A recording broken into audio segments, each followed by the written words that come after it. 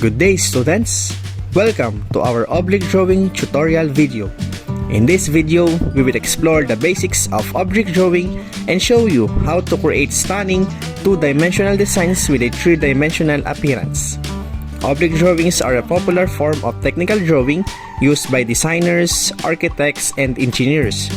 By using simple techniques and tools, anyone can learn to create oblique drawings and bring their designs to life. Whether you're a beginner or an experienced designer, this tutorial video will provide you with the skills and knowledge you need to create an amazing oblique drawing. So, let's get started and unleash your creativity. Here are the steps in creating an oblique drawing. First, we need to lay out the horizon.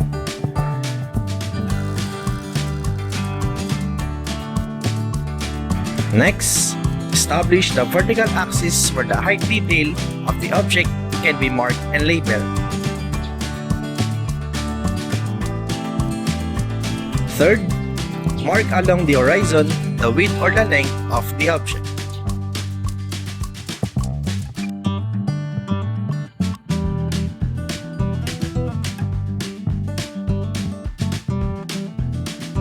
Fourth, using the 45 by 45 degrees triangle, direct the position of the left or right 45 degrees cross axis where the depth of the object can be marked and labeled.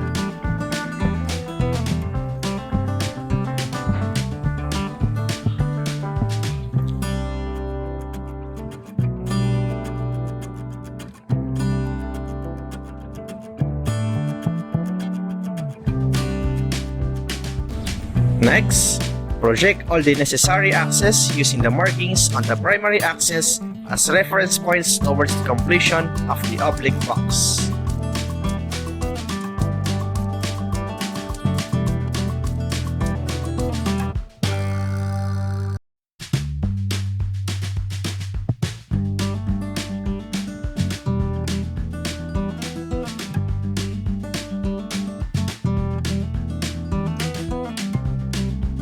Sixth, detail the line composition of the object to be constructed.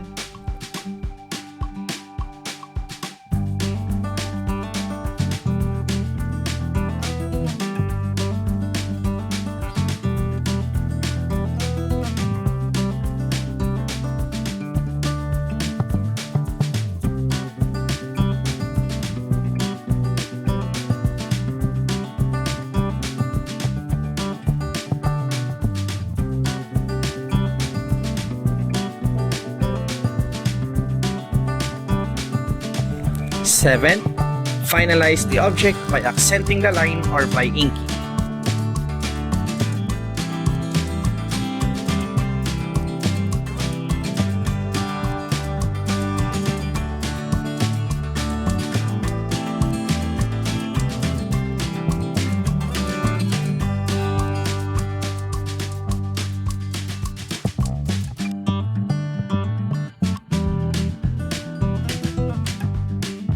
Lastly, now, see how the object finally looks.